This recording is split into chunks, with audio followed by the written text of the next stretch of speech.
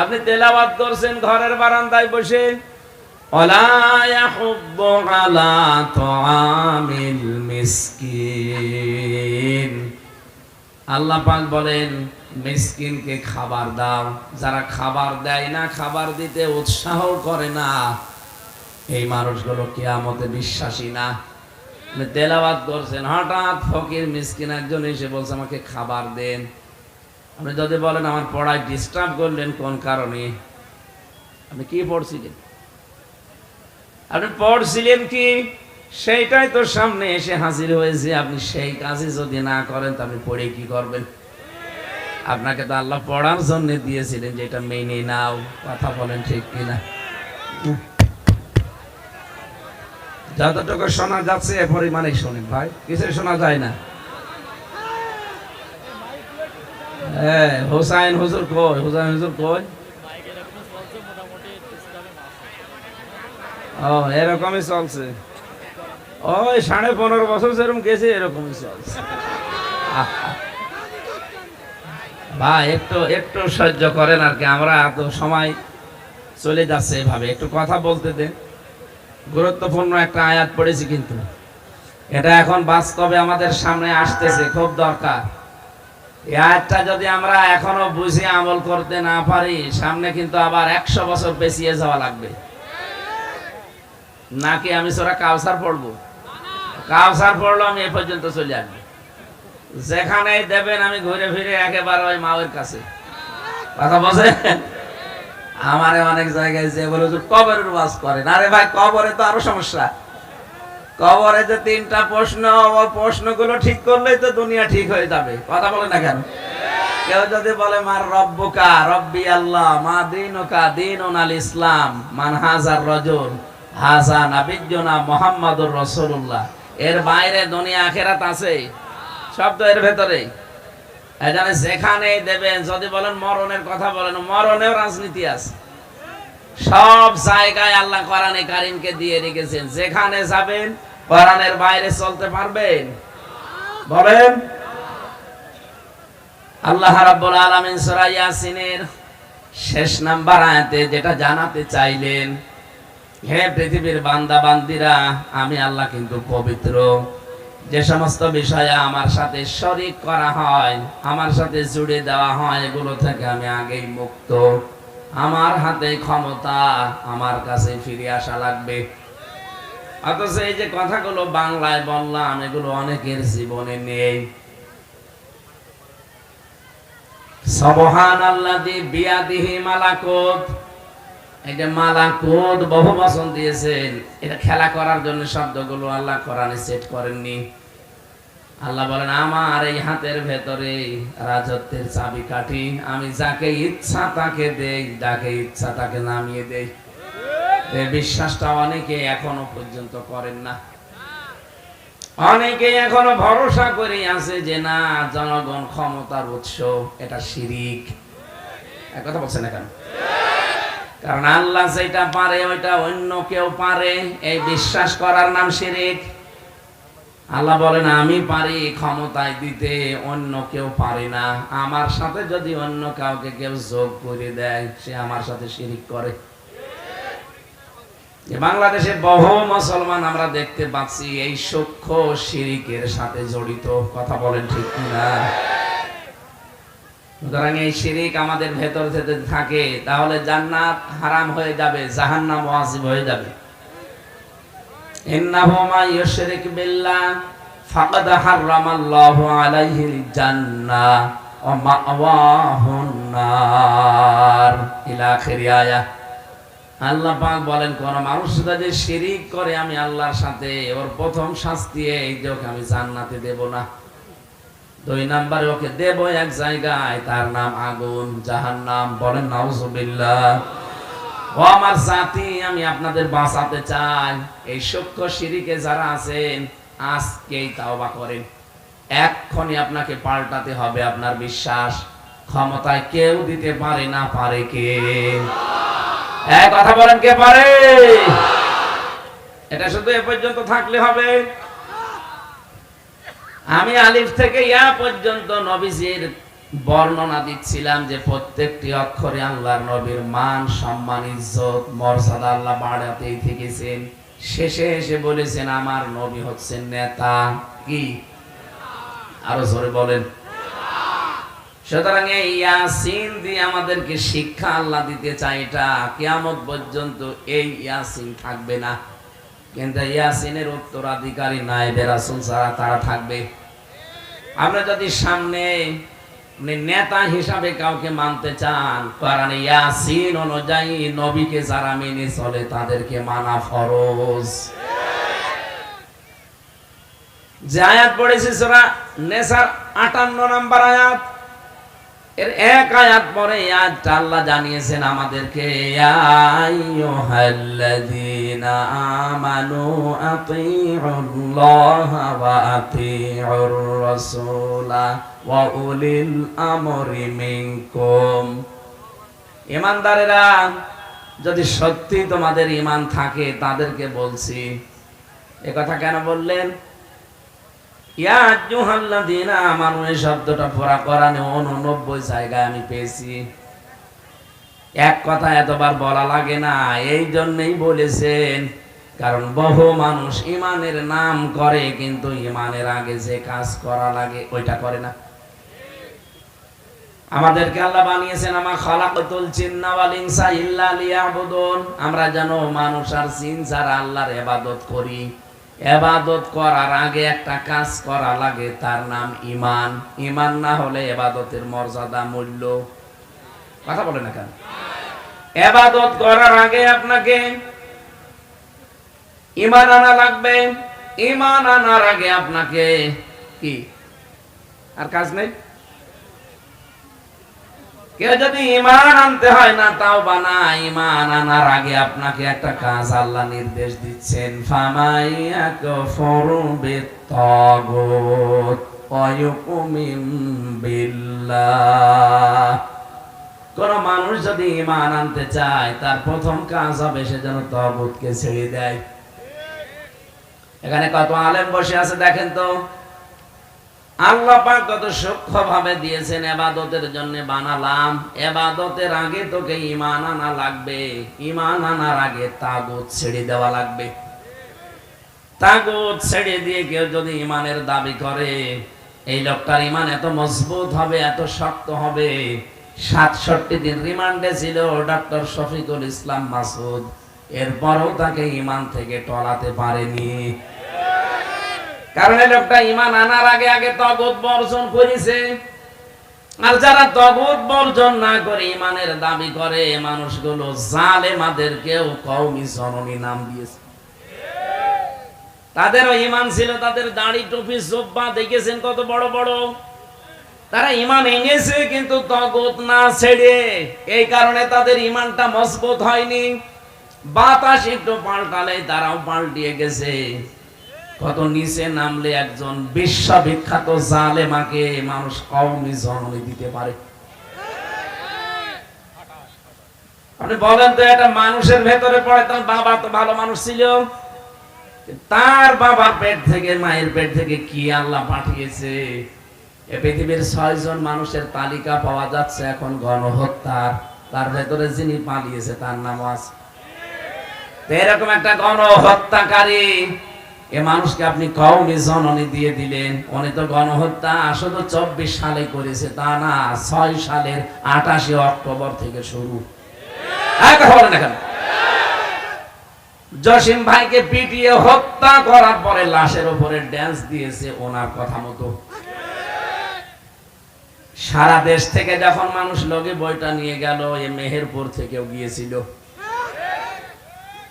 এখান থেকে যারা আবেগে গেছে, কই তারা? তাদের বাড়ি ঘর এখন সব টয়লেট হয়ে যাচ্ছে। আমি আজকে আসার সময় দেখলাম ইন্টারনেটে, সব চাইতে বড় বাড়ি যেটা, আমরা এত দাম, এত মর্যাদা, এত সম্মান, এত আবেগ ছিল, অনেকের সোমা খেতেছে ওই বাড়িতে, এখন ওইটা গণ টয়লেট। ৮-১০ জন একবারে ঢুকতেছে, কেউ বিভিন্ন দিকে মেশিন সেট করে কাজ করছে। মনে হচ্ছে যে একেবারে জামাবদ্ধ টয়লেট চলছে। সুতরাং উনি গণহত্যাকারী, এটা পৃথিবীতে এখন স্বীকৃত। যার কাছে গেছে তার নামও আছে। কি আপনি ইন্টারনেট এখন সার্চ দেন, সার্চ দিলে দেখবেন 6 জনের নাম আসবে। প্রথম নাম্বারে নাম আসবে একজন খ্রিস্টানের।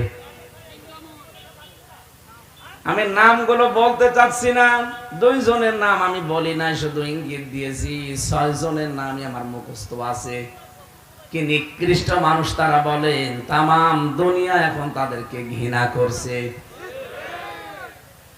হিটলার, চেঙ্গিস খান, এই নামগুলো নিতেও আমার কাছে ঘৃণা লাগে।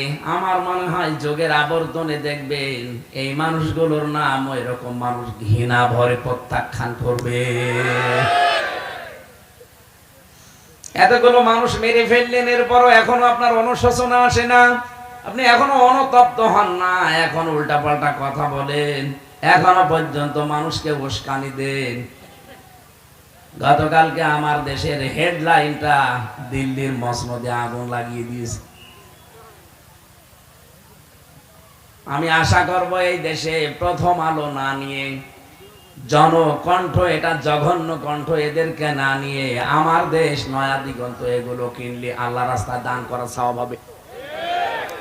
সত্যকে সত্য বলে প্রকাশ করে, পরে বলেছে আক্রমণ করেন বাংলাদেশকে। এই সত্যটা এতদিন আপনি কেউ বললেন না, কোন কারণে? পত্রিকা দেশে ছিল না। এই জন্যই ধন্যবাদ জানাচ্ছি আমার দেশ।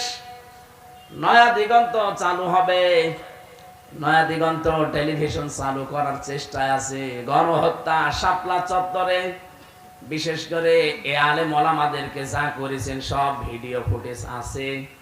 আপনারা এতদিন বিচার করতেন সব সোনা সাক্ষীর উপরে, এখন থেকে আন্তর্জাতিক অপরাধ ট্রাইব্যুনালে বিচার হবে দেখা সাক্ষীর উপরে।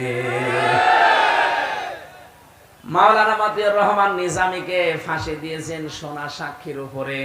আল্লামা দেলাওয়ার হোসেন সাইদি রহমতুল্লাহ আলাইহে, তাকে আপনি ফাঁসির দিতে পারেননি, শেষ পর্যন্ত আমৃত্যু দিয়েছেন সোনা সাক্ষীর উপরে।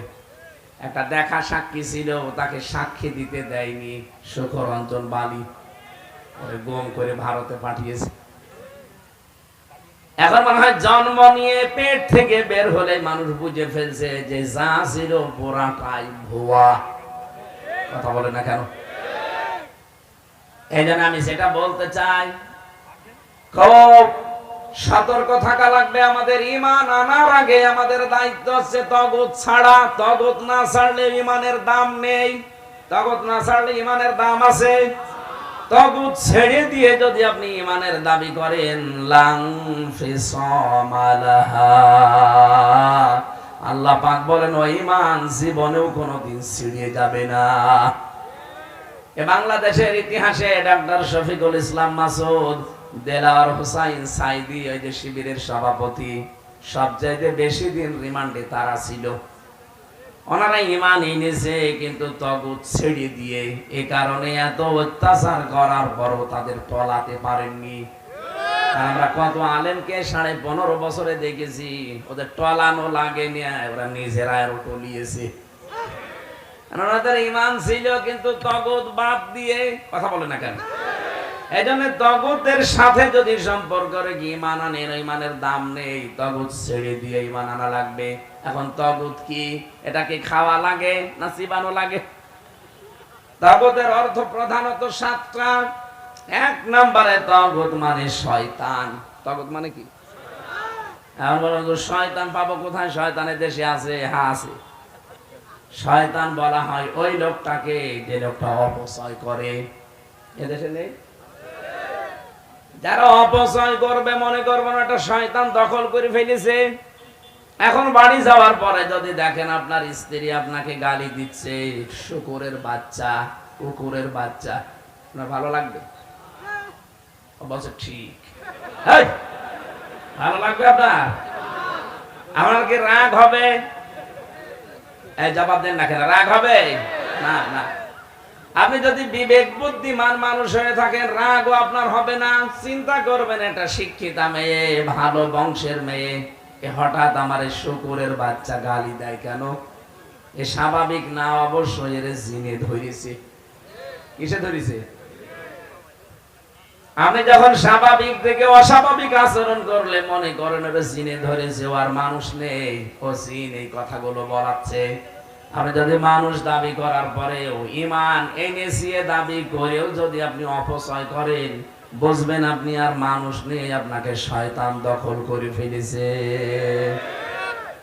বাংলাদেশে আজ যারা অপচয় করেছেন, এখনো করছেন, ভবিষ্যতেও করবেন বলে আশা করে আছেন, থামেন।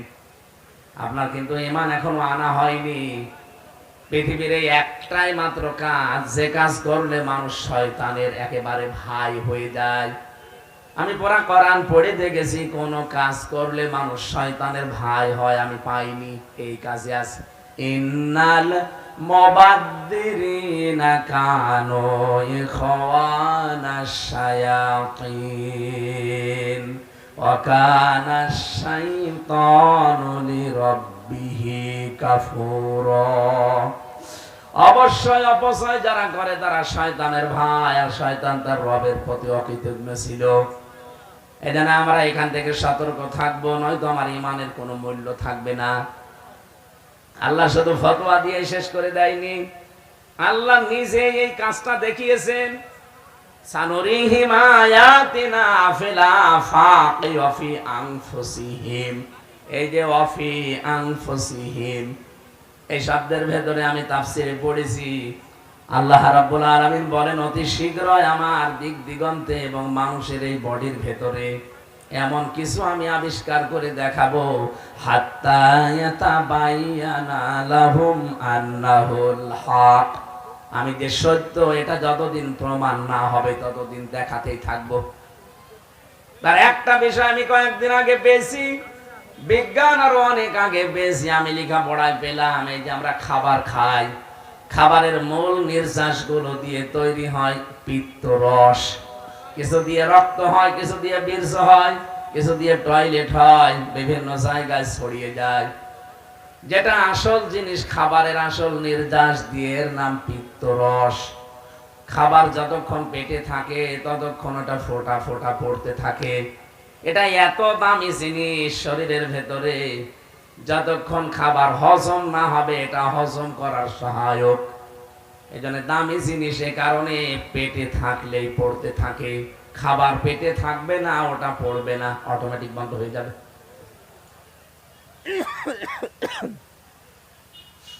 ও মেহেরপুরবাসী, আল্লাহর এই ফতোয়ার দিকে খেয়াল করেন। উনি শুধুমাত্র ফতোয়া দিয়ে শেষ করেন, উনি দেখিয়েছেন যে আমি অপচয় করি না, তার প্রমাণ এইটা তোর শরীরের ভেতরে এটা আমি রসটা কিন্তু পড়ে যেতে বাধ্য, ফোঁটা ফোঁটা। আল্লাহ বলে না, পড়বে না। খাবার থাকলে পড়বে অটোমেটিক, খাবার না থাকলে বন্ধ হয়ে যাবে।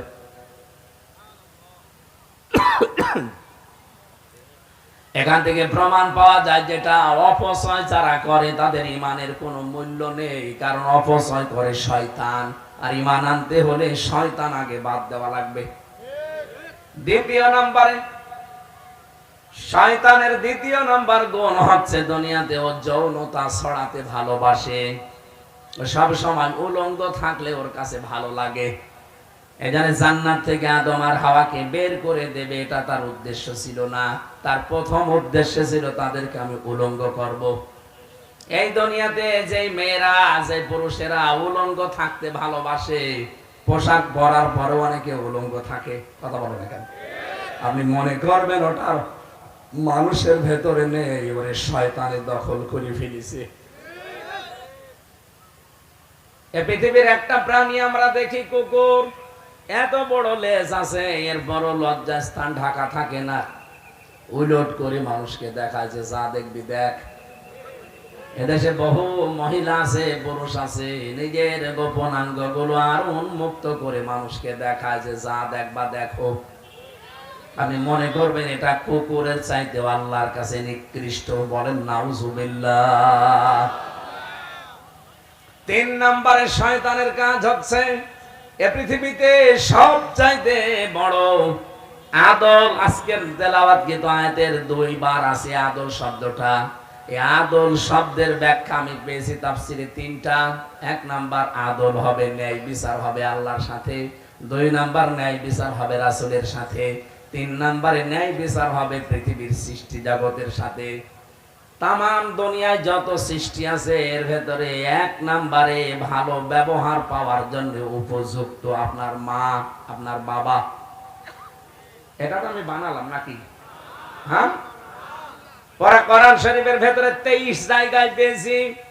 23টা জায়গায় আল্লাহ কম বেশি 2টা 3টা 5টা 7টা 13টা 23টা পর্যন্ত ব্যাখ্যা দিয়েছেন শুধু মা আর বাবার নামে। এত ব্যাখ্যা কোরআনে আমি কারো নামে পাইনি। ও মেহেরপুরের ছেলে মেয়েরা, মা বাবা যাদের আছে এরা যদি সত্যি সঙ্গত কারণে নারাজ হয়ে যায়, কিসের নামাজ পড়েন, কিসের রোজা রাখেন, 10,000 বারও যদি হজ করেন একটা হজ কবুল হবে না। কত মানুষকে দেখা যায় নিজের স্ত্রীর কথা মতো নিজের বাবাকে আলাদা করে দেয়, বৃদ্ধাশ্রমে পাঠিয়ে দেয়, বাড়ি থেকে তাড়িয়ে দেয়, গালিগালাজ করে। কোরআনের শব্দ আল্লাহ চয়ন করেছেন উফ, আলিফ ফা। উফ বলা হয় আঙ্গুলের ভেতরে আঙ্গুল দিয়ে এরকম চাপ দিলে এরকম লেগে মট করে একটা আওয়াজ হলো। আওয়াজ হয়নি? আমি তো শুনতে পেলাম যে আওয়াজ হয়েছে। এই আওয়াজটার নাম হচ্ছে উফ। যদিও আমরা ব্যথা লাগেনি, আমার আরো আরাম লেগেছে। আল্লাহ পাক বলেন তোর আচরণে, তোর ব্যবহারে, কথাবার্তায় মা বাবা যদি এরকম উফ বলে ফেলে, তোর জীবনের পেছনের ইবাদত সব শেষ। কিসের নামাজ পড়েছিস, যাকাত দিয়েছিস, হজ করেছিস, দান সাদকা সব শেষ, একটাও আর কাজে আসবে না, ব্যর্থ করে দিয়েছি। আমার মনে হয় মেহেরপুর জেলায় এরকম মানুষ নাও থাকতে পারে, এটা রেকর্ড হচ্ছে এই জন্য বললাম।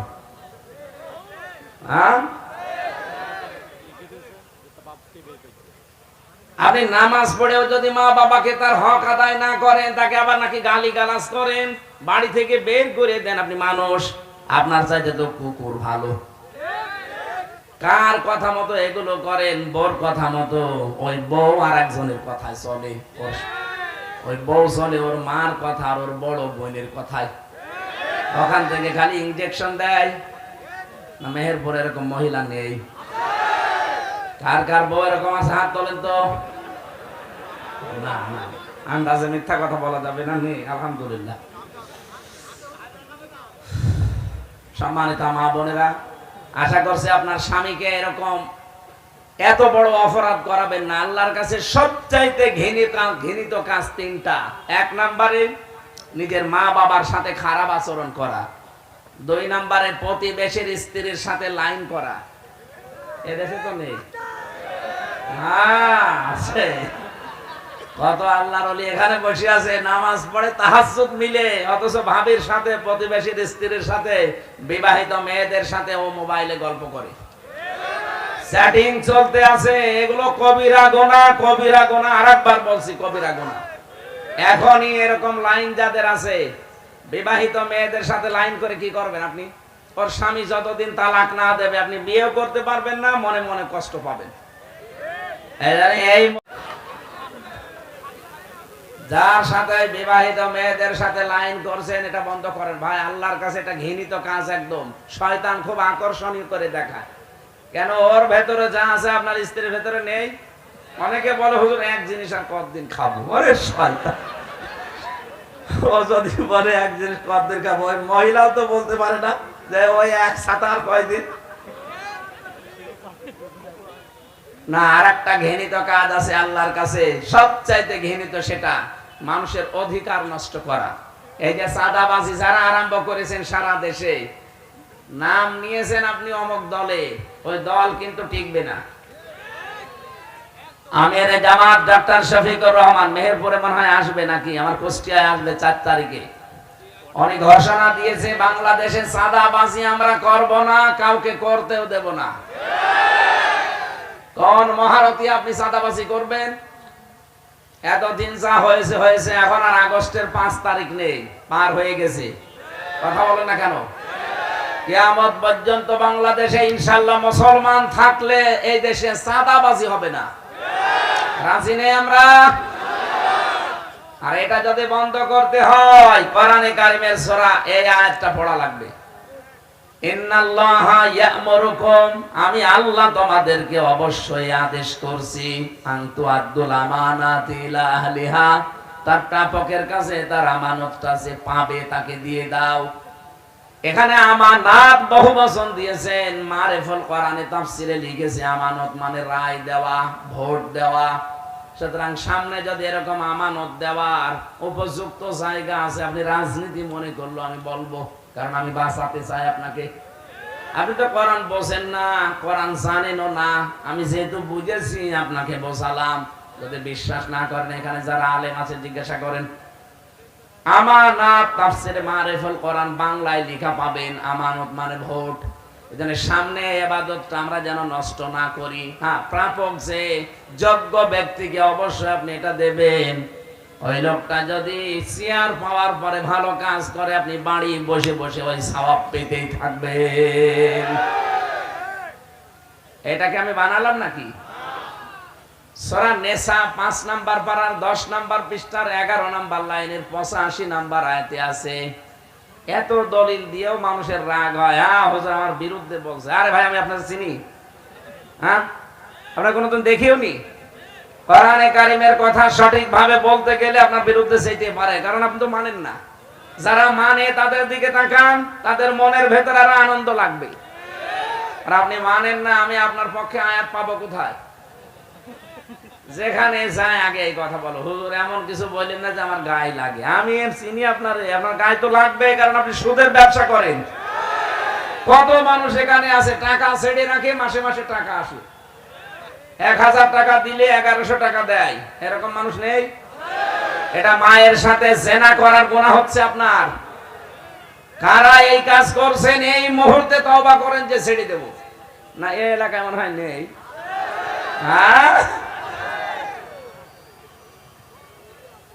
এই যে জমি জায়গা যারা বর্গানে না বর্গা কি বলে, 1 লাখ টাকা দিলাম আমি তৌহিদ সাহেবকে, উনি 1 বিঘা জমি আমারে দিল। যতদিন জমি করে খাবো টাকা ফেরত দেওয়া লাগবে না। 2 বছর 5 বছর পরে যখন টাকা ফেরত দেবে জমি ফেরত পাবে। এটার নাম কি? এই বন্ধক জায়েজ নেই। মায়ের সাথে আপনি একেবারে সরাসরি জেনা করছেন। কার জন্য কি করে যাচ্ছেন জেনা করে? মনে করছেন আপনার ছেলে মেয়ে আপনার স্ত্রী সুখে থাকবে, আপনি 200 বছর পরে আবার এই মেহেরপুরে ফিরে আসবেন, আপনাকে পরিচয়ও দেবে না ওই সময় যারা থাকবে। অথচ এই সুদের টাকা দিয়ে আপনি এই জমি জায়গাগুলো কিনেছিলেন। এই কথা বলছেন না কেন? আমার 3 পুরুষের পরে আমি আর চিনি না। আমার বাবা রিয়াজউদ্দিন, তার বাবা জাহান আলী, তার বাবা নমাজ আলী, এরপরে ছাতা আমি আর জানি না। এখন বলেন তো, ওনার আছে কুষ্টিয়ার বুকে, আমার এই গ্রামের বাড়ি হালসা, ওই জায়গায় যা সম্পদ বানিয়ে গেছে। এখন যদি সেই নমাজ আলীর বাবা এসে বলেছে 2 তলা বাড়ি আমার, ওর দাঁত মুখ খুলে ফেলবো না? যে ভান্ডামে করার জায়গা পান না। কিসের নমাজ আলীর বাপ আপনি? আমি তো নমাজ আলীকে চিনি না। অথচ এই সম্পদ বানাতে গিয়ে এসে বাবা শাহজালাল সব হালাল করে ফেলেছিল। আমরা এখনো অনেকে এই পাগলামি করছি না। ভাই থামেন। কার জন্য আপনি এই সুদের টাকা নিয়ে মায়ের সাথে জেনা করার গোনা নিয়ে যাবেন বলেন? ওইটাই তো আপনার নিজের না। এই পদ্ধতিতে যারা চাষ করে খাচ্ছেন 2টা নিয়ম মানা লাগবে, তাহলে জায়েজ হবে। 1 নম্বরে যতদিন আপনি ওই জমি করে খাবেন ততদিন খাজনা আপনি দেবেন। যতদিন জমি করে খাবেন, ওই যে বছরে বছরে সরকারকে যেটা দেওয়া লাগে খাজনা বলে না, এটা আপনি দিয়ে দেবেন। আর যখন টাকা ফেরত নেবে তৌহিদ সাহেব, 1 লক্ষ টাকায় 10,000 টাকা কম নেওয়া লাগবে। আমি জানি ও বলবে যে হুজুর এটা লস হয়ে যায়। লাভ লসের মালিক কি আপনি? বলেন না কেন? আপনি তো আল্লাহর কাছে বিক্রি হয়ে গেছেন, এখন আপনার লাভ লস দেখার দরকার কি? 1 লাখ গরু বিক্রি করে আসার সময় গরু বিক্রি না করে চলে আসছে, ডাকাত ধরেছে, বোঝাই গরু না বিক্রি করে দাম পাইনি। দাম পাওয়ার দরকার কি? টাকা তো আমরা নেব। আপনার লাভ লসের হিসাব করা দরকার। এগুলোর মালিক কে? এটা খালি মুখে মুখে বললেই হবে। মুখে বলে এদিকে ওদিকে সুদের টাকা ছেড়ে রাখে, জমি জায়গা থেকে সুদ নেয়। আমার এখন নামাজের সময় হয়ে যাচ্ছে, এই জন্য আমরা তো বিস্তারিত যেতেও পারছি না। ওয়াইদা হাকামতুম বাইনান নাস, মানুষের মাঝে যখন মীমাংসা করবা, বিচার করবা, আন তাহকুমু বিল আদলি, ন্যায় বিচার করবা। এই আদল শব্দের ভেতরে 27টা বিষয় আছে, আমরা কেবল 3টা বলেছি। আল্লাহর সাথে আদল, রাসূলের সাথে আদল, আর সৃষ্টি জগতের সাথে আদল বা ন্যায় বিচার। ইন্নাল্লাহা নি'মা ইয়াইযুকুম বি, আল্লাহ কত সুন্দর ওয়াজ তোমাদেরকে শোনাচ্ছেন। পুরাটা শোনাতে পারলে আমাদের আরো ভালো হতো। আপনারা অনেকক্ষণ বসে আছেন আর আমি তো সারা দিন সারা রাত গাড়িতে।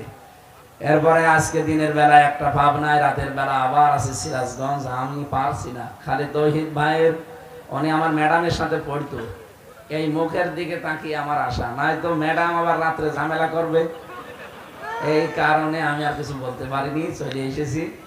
আপনাদের কাছে আমি মাপ চাচ্ছি। আগামীতে মেহেরপুর গাংনি একটা মাহফিল নিয়েছি রাতের বেলা, এই কয়েকদিন পরে ওখানে দেখা হবে ইনশাআল্লাহ। আল্লাহুম্মা আমিন। লা ইলাহা ইল্লা আনতা সুবহানাক ইন্নী কুনতু মিনাজ জালিমিন। আল্লাহ, তোমার এই বান্দা বান্দিগুলো